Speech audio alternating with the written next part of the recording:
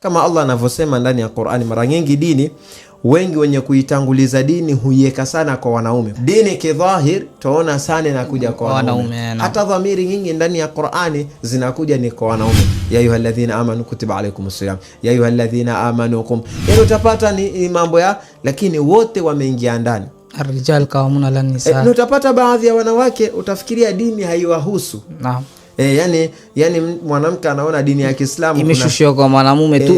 Kwa mwanamume, mimi mwanamke mambo yangu, ndio utapata dini ile anayabudu kidogo kidogo.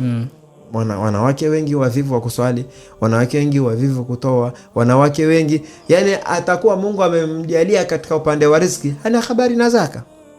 Mwanamke amejaliwa upande wa kipato chake hata sadaka hatoi.